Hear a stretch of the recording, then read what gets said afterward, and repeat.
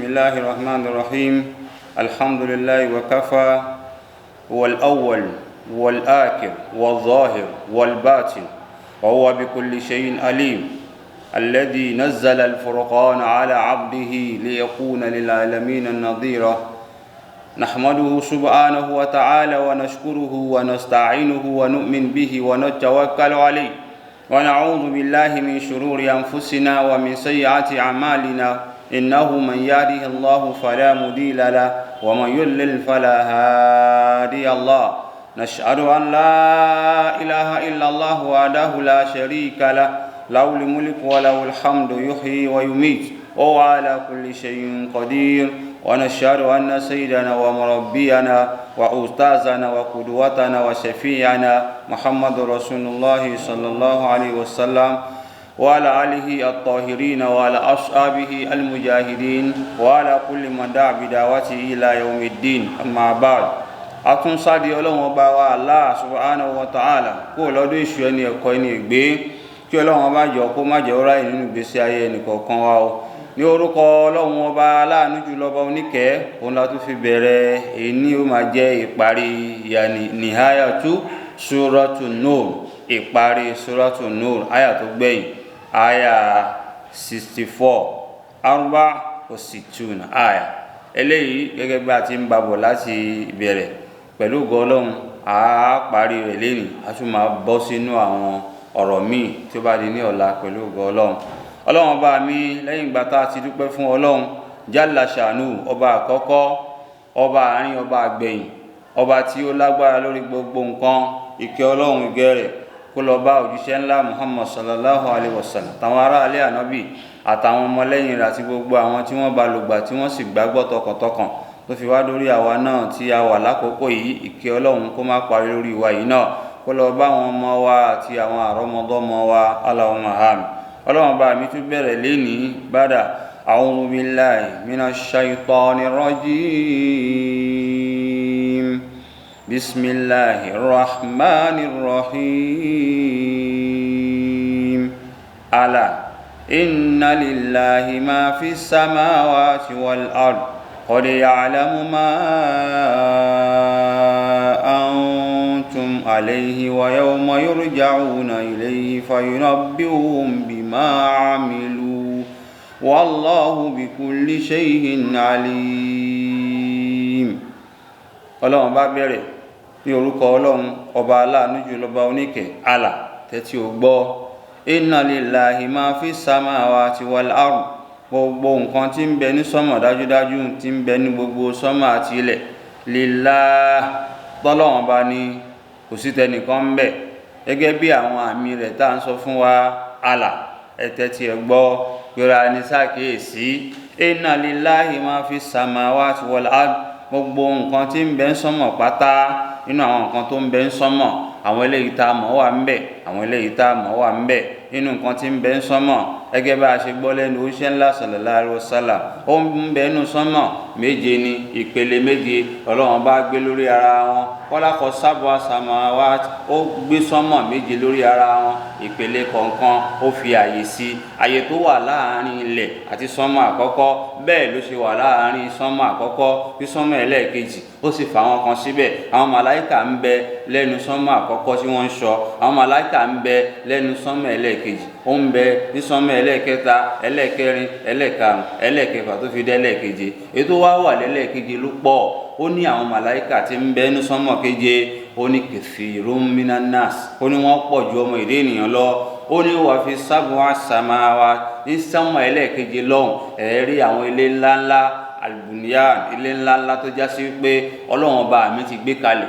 bẹ́ẹ̀ ṣe rẹ̀ ń rí ilé ńláńlá láyé táàrin àwọn ilé tó tóbi Mountain Everest àwọn Kilimanjaro àwọn Olúmọ̀ọ́rọ̀ Àbújárọ̀ lẹ́ẹ̀máa rí tẹ́ ẹ bá dé sánmọ̀ àwọn ilé ńláńlá à ń pè bí kan ní Baitul Ma'mur àwọn ilé tó já sí kó dàbí mọ́ṣáláṣí ni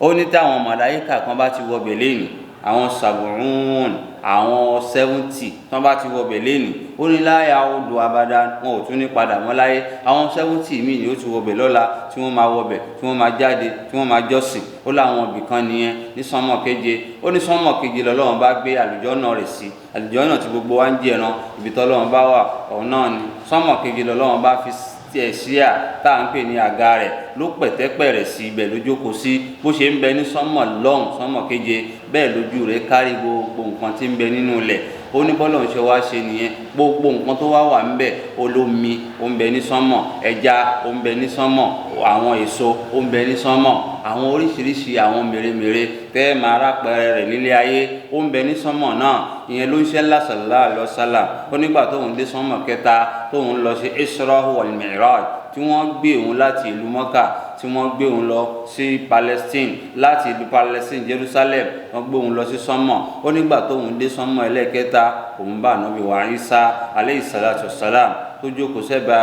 ọ̀nà ń bẹ̀. ó ní gbogbo sánmọ̀ pátá omi ni orí omi làwọn ń tẹ̀ báyìí débi pé Ànábì Isa fúnra rẹ̀ omi ti mú dàrú. nígbà tí yóò bá sì sọ̀kalẹ̀ wájọ́ náà lọ́hùn omi á mú dàrú ẹ̀ẹ́rò kójú inú òjò ló ti ń bọ̀ ni. ó ní bẹ́ẹ̀ ni sánmọ̀ ṣe rí àtàwọn nǹkan míì tá a mọ̀ tí òòrùn bá ti wọ̀n tó bá ti lọ òun lọ ń sùn sáyé rẹ̀ ní sánmọ̀ á yí kúrò láwọn agbègbè àlìfálà àwọn agbègbè àwọn abìkan á tún yí. nígbà tó ń kọjú sáwa ẹ̀yìn ló ń kọ sáwọn míì. àwọn eléyìí Ọlọ́run fi wọ́n pamọ́ sí sánmọ̀. àwọn ìràwọ̀ ànùjúùm bó ṣe pọ̀ tó kò sẹ́nìkan tó mọ̀ nínú àwọn nǹkan tọ́lọ́run bá mi fi ṣe sánmọ̀ tó fi ṣe lẹ́ṣọ̀ lélẹ́yìí. gbogbo eléyìí kullu hadhihi al-hikayat gbogbo àwọn àpèjúwe tá a mú wá fún wa yìí ó ń tọ́ wa lọ ó mú wa lọ sọ́dọ̀ àwọn Ọlọ́run pé ọ̀kan ṣoṣo lọ́lọ́run ó ń tọ́ wa lọ sí pé àwọn àmì Ọlọ́run kò sẹ́nìkan tó ní àyàfi Allah subhanahu wa ta'ala. Ọlọ́run fi ń sọ fún wa pé sánmọ̀ ò dàbí ilẹ̀ sánmọ̀ ní àwọn àyè àmọ́ ilẹ̀ tọ́lọ́run dá òun ò lálàfo kò dàbí sánmọ̀. ilẹ̀ Ọlọ́run bá ní òun fún pọ̀ mọ́ra wọn ilẹ̀ àkọ́kọ́ ilẹ̀ kejì ilẹ̀ kẹta ilẹ̀ kẹrin ilẹ̀ karùn-ún ilẹ̀ keje kò sí àlàfo ń bẹ. káwa sọ pé àwọn ẹ̀dá kan tó wà tó já sí pé àwọn náà ń lólé ayé kan nínú sán ilẹ̀ àkọ́kọ́ ilẹ̀ kejì bẹ́ẹ̀ kọ́ àwọn yẹn ò dà bẹ́ẹ̀. Ọlọ́run torí ẹ̀ lẹ́ẹ̀ máa fi rí samawati wal ard ní máa rọ́lọ́run tó máa sọ pé samawati wal ardin kò ní jẹ́ bẹ́ẹ̀. Ọlọ́run ọba mi ọba ọ̀jọ̀gbọ́n ni ọba tí ń sọ̀rọ̀ ni. látara àdí eléyìí Ọlọ́run wa ń jẹ́ àmọ̀ pé a ní gbogbo nǹkan tó ń bẹ ní sánmọ̀ àti àwọn nǹkan tá à ń pè ní planet tọ́lọ́run ọba mi dá àgbáyé kan làwa wáyé àwọn alamul insan àgbáyé ọmọ èdè ènìyàn òun làwa wáyé that is earth surface of the earth àgbáyé táwa ń gbé nìyẹn. àwọn àgbáyé mi wà wọ́n ń pè ní alamul jinn wa shayatin àgbáyé àwọn àlùjọ̀nnú àwọn èṣù àtàwọn àlùjọ̀nnú the world of spirit the world of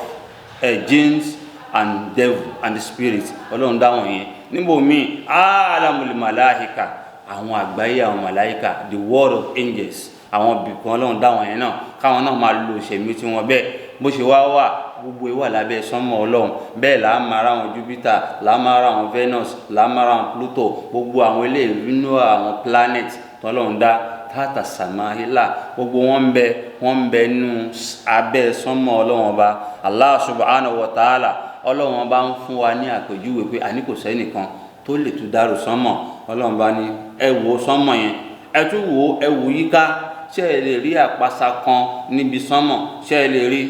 tí Ọlọ́run bá dá tó wá fi síbẹ̀ fáríjì albasar ẹ gbójú yín sókè ẹ tún wò gbogbo ilé téèyàn bá fẹ́ kọ́ láyé bí ilé yẹn bá ṣe fẹ́ ga tó bẹ́ẹ̀ ni foundation rẹ̀ ṣe máa solid. ẹni tó bá fẹ́ kọ́lé olókè láyé kò gbọ́dọ̀ lo òkúta 6 láti fi kọ́lé olókè tó bá lò kò ní pẹ́ wó wálẹ̀. àwa náà ti máa wá tá à ń kọ́lé lókè a máa lo àwọn òkúta 9 la máa lò. àwọn nǹkan tá a sì rọ sínú ẹ̀kọ́ kéré ó gbọ́dọ̀ solid torí pé bí ilé bá ṣe fẹ́ ga tó bẹ́ẹ̀ ni foundation gbọ́dọ̀ ṣe rí. ilé yẹn tó wá gbọ́dọ̀ ní pílà ó gbọ́dọ̀ ní pílà láàrin ó gbọ́dọ̀ ní lẹ́gbẹ̀ẹ́. ẹ wá wo sánmọ̀ Ọlọ́run látijọ́ tọ́lọ́run bá mi ti dá sánmọ̀ ẹ̀rí kò ní pílà kankan àti ẹ̀ lè wo ká rí pé ibì kan ló sán lára sánmọ̀. bọ́mọnìyàn bá tún kọ́lé ẹ̀ tún máa rí àpasọ ẹ̀rí pé ibì kan tún sán bí ibì kan tún sán bí. wọ́n láwọn ẹnjìníà yìí ni òmójútó ń bí o àwọn supervisor ni òmójútó àwọn ẹnjìníà ni òmójútó bricklayer. eléyìí kò sí lọ́rọ̀ Ọlọ́run Ọlọ́run fúnra rẹ̀ ló ṣe nǹkan ẹ̀. Ọlọ́run bá ní ẹ wò ọlọ́run bá tẹ̀síwájú qad ya'lamu ma antum alayh nǹkan tẹ̀ ń ṣe lọ́wọ́lọ́wọ́ lákòókò tẹ́ wà yìí tí àgbáyé kó sí ya'lamu Allahu ọlọ́run ti mọ̀ ó mọ nǹkan tó wà nínú àgbáyé lọ́wọ́lọ́wọ́ báyìí qad ya'lamu Allahu wa qad tahqiqi ọlọ́run fi eléyìí ó fi ń rinlẹ̀ kama qala min qabl gẹ́gẹ́ bọ́lọ́run ṣe sọ níṣíwájú qad ya'lamu Allahu alladhina yatasallaluna minkum liwada àwọn tí máa ń yọ́ lọ lẹ́yìn ànábì tí wọ́n máa ń yọ́ lọ lágbo ànábì tánábì bá ń ṣe wáàsí ọlọ́run dá wọn mọ̀ ó mọ̀ wọ́n bẹ́ẹ̀ náà ni ọ̀rọ̀ ayé fúnra rẹ̀ ọlọ́run ti mọ nǹkan tí ó ṣẹlẹ̀ nínú ayé ya'lamu Allahu ọlọ́run lóhun mọ̀ ma antum alayh àwọn nǹkan tẹ̀ ń ṣe lọ́wọ́lọ́wọ́ yawma yurja'una ilayhi àti àwọn ọjọ́ tẹ́ padà wá sọ́dọ̀ wọn ọlọ́run ti mọ̀ ọjọ́ tẹ́nìkan kan máa padà wá gbogbo ẹ̀ fi maktub gbogbo ẹ ti wà nínú àkọọ́lẹ̀ ọlọ́run ọba Allah subhanahu wa ta'ala lẹ́ẹ̀ máa fi rí lọ́pọ̀lọpọ̀ àyà tọ́lọ́run bá ń sọ fún wa tẹ́ ẹ bá ti wọnú Suratul Hadid ẹ máa rí ń bẹ̀ tọ́lọ́run bá ń já mọ̀ wípé àwọn nǹkan kan ò ní bọ́ọ̀lẹ̀ nínú sánmà àti ilẹ̀ àyàfi kọ́lọ́run bá mọ̀ sí afaman huwa qa'imun ala kulli nafsin ma kasabat ṣé kìí ṣe pé ọlọ́run ọba subhanahu wa ta'ala ló fún yín nírò ló jẹ́ kẹ́ mọ̀ gbogbo ẹ̀mí kọ̀ọ̀kan àwọn nǹkan tí ń ṣe níṣẹ́ láwọn àkókò kan ṣọ́lọ́run bá kọ́ ló mọ gbogbo ẹ̀ ní oníbòmíì ọlọ́run bá ní òun ọlọ́run bá iná bí hukum á fún yín nírò àwọn nǹkan tí ẹ̀ ń ṣe wàwádọ́ alikita fatarọ́ limujrimina mushfikina mimma fi ọlọ́run bá gbé tírà kalẹ̀ ó ní kẹ́ ẹ̀ máa wò fatarọ́ limujrimina mimma fi àwọn aláìmọ̀kan àwọn òbílẹ̀jẹ́ àwọn criminals wọ́n á máa rí àwọn nǹkan táwọn náà ṣe wayaquluna àmà wa sọ níjọ́ náà lọ́hùn irú tírà wò lélẹ̀ yá wáyé lánàá ó mà ṣe wa o ègbé wa o ma hadhal kitab irú tírà wò lè gbélé wa lọ́wọ́ yìí la yughadiru saghiratan wala kabira kò sí nǹkan kan kù èyí tó kéré ó ń bẹ́ẹ̀ èyí tá a kàn tí wọ́n sọ pé ṣíọ̀ a sọ́sẹ́ lómi ó ń bẹ́ẹ̀ nù tírà yìí èyí tá a tiẹ̀ fi ṣe dáadáa sáwọn èèyàn kabiratan ó ń bẹ́ẹ̀ illa asaha gbogbo ẹ̀ pátápátá ni wọ́n kọ sílẹ̀ o wọn ò dín nǹkan kan kù nínú àwọn nǹkan tí ọlọ́run bá mi ń sọ hínà lágbègbè bíbà yìí ọlọ́run bá ń já mọ̀ pàápàá jùlọ ayé la wà yìí a wà nínú ayé qad ya'lamu ma antum alayh àwọn nǹkan tá à ń ṣe lọ́wọ́lọ́wọ́ téèyàn bá wà nínú kọ̀rọ̀ tó ń dọ́gbọ́n ọlọ́run bá ní òun mọ̀ nǹkan tó ń ṣe lọ́wọ́lọ́wọ́ tó bá sì wà níta gbangba tó ń ṣàṣehàn ọlọ́run bá ní ya'lam òun mọ̀ bákan náà ọjọ́ téèyàn á padà sí ọ̀dọ̀ wọn ọlọ́run bá sọ pé òun lòun mọ̀ kò sẹ́ni mọ̀ lẹ́nujọ́ mẹ́ta là ń sọ nínú àwọn àfáà wa aládùúgbò tí wọ́n jáde láyé tá a wá ń sọ pé àjọ jókòó ni àjọ wà ní òun fúnra rẹ̀ ò fúra mọ̀ àwọn àkókò tó máa lọ ó ṣàwọn dáadáa síwájú òun náà gbàwẹ̀ ni kírun ni àmọ́ kò mọjọ́ tí ó lọ àmọ́ Ọlọ́run fúnra rẹ̀ ti mọjọ́ tó máa kú lórílẹ̀ àmọ́ ọmọnìyàn kan ń ṣe wàhálà lénìí àti nínú àwọn màmá àfáà wa kan tó lọ tí wọ́n ń parọ́ pa àmọ́ honorable ti lọ àmọ́ honorable tòun ti bẹ́ẹ̀ náà àmọ́ ò mọ́jọ́ tó ń máa lọ ọmọ fúnra ara rẹ̀ bó ti jẹ́ àfáà tó kò mọ́jọ́ tí ìyá rẹ̀ ó lọ ó kàn gbọ́ ni pé ìyá ti lọ o ọlọ́run ní gbogbo ọjọ́ tẹ́ padà wá sọ́dọ̀ èmi ọlọ́run èmi ni mo mọ̀ ó yàtọ̀ sí tọmọnìyàn tí bàbá bá rán ọmọ níṣẹ́ yóò máa wá go mo fún ẹ ní 30 minutes ó gbọ́dọ̀ lọ ó gbọ́dọ̀ bọ̀ 30 minutes ló fọ́ọ̀mù àmọ́ àkókò tọmọ ó dé gan bàbá gan ò mọ́ ó kàn mọ̀ pé òun rán mọ́ ni àmọ́ tọ́lọ́run bá mi ò rí bẹ́ẹ̀ àkókò tọmọ ènìyàn ó dé ó ti mọ̀ àkókò tọmọ ènìyàn ó lọ ó ti mọ̀ wàyà ọmọ yorùjá òun náà ilẹ̀ ọjọ́ tá a bá padà sọ́dọ̀ ọlọ́run ní fayọ náà bí òun bí máa ámìlú àwọn nǹkan tẹ́ ẹ ṣe níṣẹ́ ọlọ́run ní màá fún yín nírò àwọn nǹkan tẹ́ ẹ ṣe bó tilẹ̀ òun kó pọ̀ tó màá fún yín bó tilẹ̀ òun kó kéré tó mithqala dharratin kó wá kéré bí ọmọ náà gún a lè fi wé agilinti òun kéré sí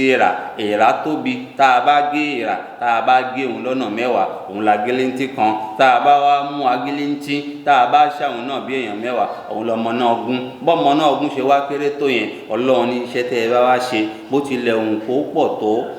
ẹ̀ẹ́rì lálìkìyàmọ̀ bó tilẹ̀ òun kó wá kéré tó lálìkìyàmọ̀ ẹ̀ẹ́rì tẹ́ ẹ bá wá ṣe aburú kan wà má ń yá amálimẹ̀tìkọ́là zarratin sharran yara tẹ́ ẹ bá wá ṣiṣẹ́ aburú bó tilẹ̀ òun ká aburú yẹn kéré tó ọlọ́run ní lálìkìyàmọ̀ ẹ̀ẹ́rì ṣe aburú yẹn lálìkìyàmọ̀ ìyẹn ni gbólóhùn ọlọ́run tó ń sọ fún àwọn èèyàn pé èèyàn ọmọ èdè ènìyàn ẹ̀ẹ́rí pàápàá jùlọ àwọn aláìmọ̀kan ọlọ́run bá ní kò ní pamọ́ fọ́lọ́run tó bá dijọ́ gbìndẹ̀ kìámà yawma yurja'una fi ayé yawma yarjul khalaiq òun náà ni ọjọ́ tí gbogbo ẹ̀dá ó darí padà sọ́dọ̀ ọlọ́run wọ́n ní ọjọ́ wo là ń sọ yìí òun náà ni wa huwa yawmul qiyamah ọjọ́ gbìndẹ̀ kìámà inú ọ̀rọ̀ ànábì Muhammad sallallahu alaihi wasallam ó ní màmá ta ẹnikẹ́ni tó bá ti kú kọ́ni kọ́ ọmọ ti sọ kọ̀kìyàmù ó ní àlìkìyàmù tiẹ̀ sì dé nìyẹn bí wọn bá ti kú báyìí kó ń gbà pa àlìkìyàmù ti kó má máa dúró de àlìkìyàmù gbogbogbò àlìkìyàmù tó wà àlìkìyàmù méjì òun náà ló wà àlìkìyàmù ẹnìkọ̀ọ̀kan níjọ́ tọ́mọ èdè ènìyàn bá ti kú báyìí àlìkìyàmù tiẹ̀ sì dé nù àlìkìyàmù gbogbogbò wá rè ó ní àlìkìyàmù gbogbogbò yẹn wà ní dé la yati yawmul qiyamah alkiyama yẹn ò ní dé illa bi asharatin ayat àyàfi ká rí àwọn àmì mẹ́wàá tí ó ṣẹlẹ̀ kó tó di pa àwọn alkiyama yẹn dé ó ní àmì tá a máa kọ́kọ́ rí kó tó di pa alkiyama yẹn dé ó ní àárí àwọn àmì kéékèèké àwọn yẹn ti ń ṣẹlẹ̀ láwọn àkókò yìí ìyẹn kò ló ń kà ó ní bákan náà ẹ wá rí àwọn àmì ńláńlá àwọn àmì kéékèèké yẹn à ń pè ní àlámọ́tò sáà àlùsógúrọ́ àwọn àlámọ̀ àmì kéékèèké tó jẹ́ kékeré ó láwọn yẹn á máa ṣẹlẹ̀ á máa pẹ́ síra wọn ó ní ṣùgbọ́n ṣá tẹ bá ń sọ̀rọ̀ àwọn àmì ńláńláńlá ìyẹn ò ní pẹ́ ó lè jẹ́ láàárín ọdún mẹ́wàá á máa tẹ̀léra wọn tí kan bá ti ń ṣẹlẹ̀ nìkan máa ṣẹlẹ̀ tí kan bá ti ń ṣẹlẹ̀ nìkan máa ṣẹlẹ̀ kò ní pẹ́ síra wọn ó ní ẹ̀ẹ́rí takuruju dábàtún minal ard ẹ̀ máa rí àwọn ẹranko yóò máa jáde láti inú ilẹ̀ a máa wá ṣe wáàsí fáwọn èèyàn ayẹyẹ ìgbà tọlọ́hún ẹ ṣe tọlọ́hún kòkòrò kó yóò máa sọ fún wa pé ẹ máa kírun ní ọ̀sẹ̀ tá a ti mú àwẹ̀ àwọn ti mú ẹdìyẹ kan ní Kogi ń bẹ̀yìn gbólóhùn tó ń sọ lẹ́nu náà ni pé Allahu Akbar Allahu Akbar ó wà lórí social media tó ń gbé káàkiri àṣọ bíi ti 15 years tí yẹn sọ pé ẹ máa kírun ó lè máa rí àwọn ẹranko wọn a máa ṣèdè tẹ́ ẹ gbọ́ ẹdìyẹ òní máa sọ kúkúrúkú tẹ́ ẹ gbọ́ mọ́ èdè tẹ́ ẹ gbọ́ la máa sọ ẹ tún máa rí ewúrẹ́ òní máa sọ mẹ́ẹ̀ a máa sọ èèyàn ọmọ èdè nìyẹn túbá àníkẹ́ túbá lọ sọ́dọ̀ Ọlọ́run yóò máa ka Quran ya ayyuhal ladhina amanu tubu ila Allahi tawbatan nasuha àwọn gbólóhùn yẹn yóò tẹ́jìr yóò máa fi dá yín láyà yóò máa ṣe yín ní pé kíni ẹ̀yin náà bẹ̀rù Ọlọ́run ó lè máa ráwọn àmì tó bá dijọ́ ìrọ̀lẹ́ ayé tó bá ń dé ó ní bákan náà ẹ̀ máa rí gbogbo jeziratul arabiya gbogbo ilẹ̀ lárúbáwá pátápátá àwọn kí là ń pè west lọ́hùn ẹ̀ máa rí wọn tó já sí pé dàrúdàpọ̀ wàhálà á máa ṣẹlẹ̀ káàkiri yóò fi wá ràn ayé ó níyẹn náà yóò ṣẹlẹ̀ tí ilé ayé tó bá ń súnmọ́ kó fẹ́ parẹ́ ó ní bákan náà ẹ̀ máa rí tó já sí pé wọ́n ń pè nùzúlù dajjal olórí kunkun ó níyẹn náà ṣẹlẹ̀ á sọ̀kalẹ̀ ẹni tí ó ti wà lákọ̀ ó ní kì í ṣe pé kíní ibi táwọn èèyàn wà náà lòun náà ti jáde á jáde anabi Muhammad sallallahu alaihi wasallam ó ní dajjal tẹ̀rí yẹn ó ní kò nílò ju 40 days lọ lórílẹ̀ 40 yawman kò nílò ju 40 days lọ ó ní ọjọ́ àkọ́kọ́ tó máa lò ọjọ́ àkọ́kọ́ báyìí yawmul wahid ọjọ́ àkọ́kọ́ kàsánì á dà gẹ́gẹ́ bí ọdún kan ọjọ́ àkọ́kọ́ tó máa lò á dà bí wọ́n yẹ àwa máa lò pé àwọn sàábí wa ń bèèrè pé ọdún kan yẹn báwo ló ṣe wá jẹ́ ṣé zuri àti asiri àwọn èèyàn ò ní kíni ṣé wọ́n gbogbo ẹ̀ wọ́n apapọ̀ ni onígbára o ẹ máa kí asiri lákòókò ẹ máa kí zuri lákòókò ẹ máa kí magru ishai subuhi lákòókò ẹ gbogbo ohun tó yẹ kẹ́ kí náà lè máa kí ṣùgbọ́n ọjọ́ kan yẹn wá gùn gẹ́gẹ́ bí ọdún kan ìyẹn ni dajjal janami yóò wọn wá kọ síwájú orí ẹ ọmọ náà lòun òun ńlá àwọn ọmọ ogun tiẹ̀ ó ní ṣùgbọ́n àwọn tí ó jẹ́ ọ̀rẹ́ tiẹ̀ jù náà làwọn Yahudi àwọn ni ó máa bá ṣe kó tó di pé yóò ṣẹlẹ̀ bẹ́ẹ̀ Ọlọ́run wa ní nuzulu Isa bun Maryam èyí tó tún tẹ̀lé àwọn ọmọ Isa ọmọ Mary òun náà sọ̀kalẹ̀ àwa kojú Dajjal àkojú ẹ̀ láwọn àkókò yẹn kó tó sọ̀kalẹ̀ lẹ́ẹ̀tì máa rí àwọn Yajuja wa Majuj Ọlọ́run sọ Suratul Kahf àwọn yẹn náà ti wà níbì kan tí wọ́n sé wọn mọ́bẹ̀ yẹn àwọn kan gbà pé Jordan eré àbí tí wọ́n sé wọn mọ́ nìyẹn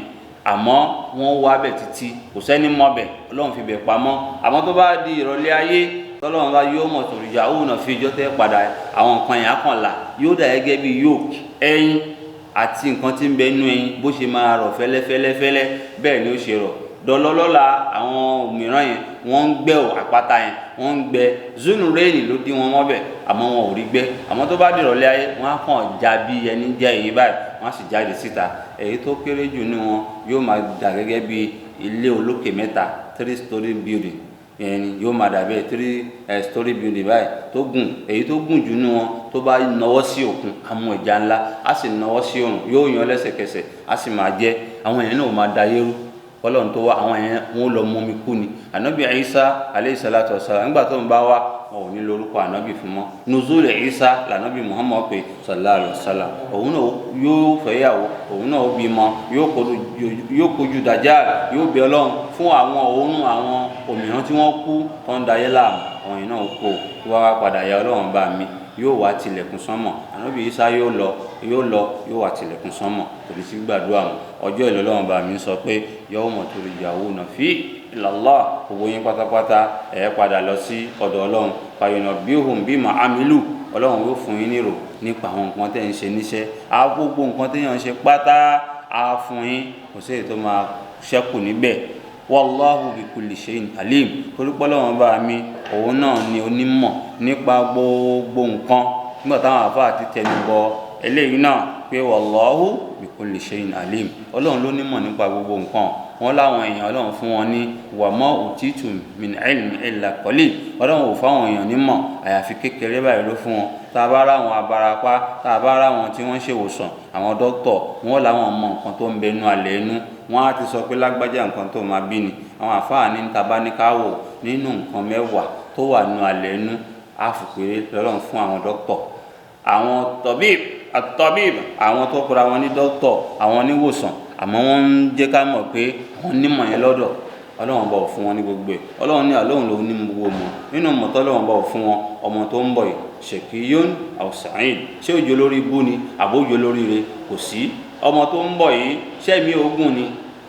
òmùróhó tọ̀wé ọkọ̀sì ṣẹ́mi rẹ̀ ogun láyé ni àbẹ́mi yẹn kúrú dókítà kan ò lè sọ yẹn fún wa ọmọ tó ń bọ̀ yìí alwaqtu qasa àkókò tó ń bọ̀ gangan wọ́n sọ fún wa exact time tó máa dórílẹ̀ no doctor tó lè mọ̀ wọ́n á kàn máa fún yín lọ́spítà 2 weeks before 2 weeks after wọ́n á ka 52 kìíní kan náà máa ń kà fún wa lórí díẹ̀ Ọlọ́run bá ní alẹ́ mi ni mo mọ gbogbo eléyìí kò sí lọ́dọ̀ abarapá kan díẹ̀ la kàn fi mọ̀ wọ́n èyí tá a fi mọ̀ wọ́n ni scan ni Ọlọ́run àti yìí ń bó mẹ́lòmíì lọ́wọ́ wọn á ní ọmọ tó ń bọ̀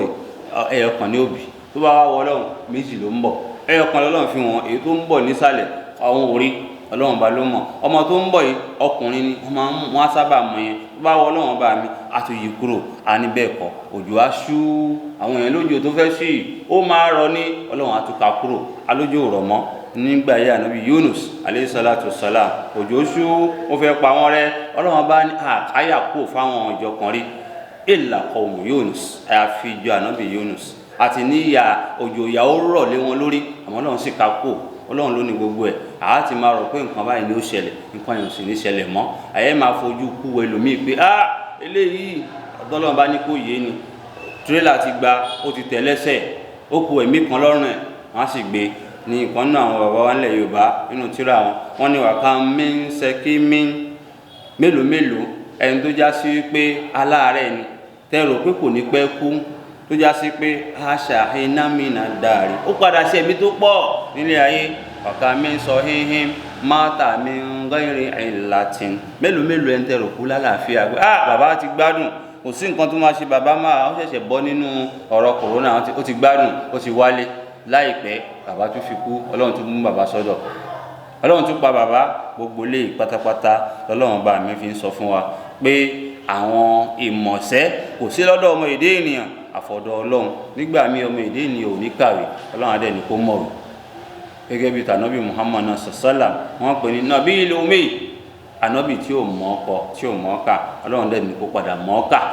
ó kà sáyé Ọlọ́run ní kíkọ nìkan òun náà ni Ọlọ́run wàá fi kíkọ yẹn sí káwọn bá pé ló pòrọ́ póun ló kọ àwọn eléyìí fúnra ara rẹ̀ Ọlọ́run fi ṣe báyìí torí ìdí ẹ̀ àtúnbí Ọlọ́run bá Allah subhanahu wa ta'ala Ọlọ́run tó tún ní ká kójọ síbí lẹ́nìí ká tún máa gbọ́ wa àwọn tún máa wá gbìyànjú pẹ̀lú Ọlọ́run àti wọnú oṣù mẹ́wàá gbẹ̀yìn tá à ń pè ní àwọn oṣù Lailatul Qadri àwọn òru Lailatul Qadri àti ìwò tó bá dọ̀la pẹ̀lú ògo Ọlọ́run a tún máa bá wa sọ̀rọ̀ nípa Laylatul Qadri kí ló kó sínú kí làwọn nǹkan tá a máa ń ṣe ń bẹ̀ pàápàá jùlọ nírú àkókò tá a wà yìí àkókò lockdown àkókò kóníkálukú kó gbélé stay at home kó gbélé kí la lè ṣe nílé tá a wà náà kí la lè ṣe láyìíká tá a wà náà ó gbé làwọn àfáà ti sọ̀rọ̀ lé lórí abẹ́ Ọlọ́run bá Allah subhanahu wa ta'ala ọba tó tún ní ká sọ tèmi nírọ̀rùn tí ò gbóhùn lẹ́nu wa tọ̀la náà Ọlọ́run má gbóhùn lẹ́nu wa má gbójú wa má gbétí wa gbogbo àwa tá à ń gbọ́ wa náà Ọlọ́run kó má pa wá Ọlọ́run kó má ṣe Ramadan yìí ní ẹyọ kan tó kù tá a gbà láyé ọ̀pọ̀lọpọ̀ Ramadan Ọlọ́run jẹ́ àbá wọn gbà láyé aqulu qawli hadha astaghfirullah al-azim li wa lakum wa sa'il muslimina min kulli dhanbi wastaghfiruhu innahu huwal ghafurur rahim allahumma inna nas'aluka bi kulli ismin huwa lak sammayta bihi nafsak aw anzaltahu bi kitabik aw 'allamtahu ahadan min khalqik aw istazarta bihi fi ilmi ghaibi 'indak subhanallah wa bihamdihi subhanallah العظيم سبحان ربك رب العزة عما يصفون والسلام على المرسلين والحمد لله رب العالمين.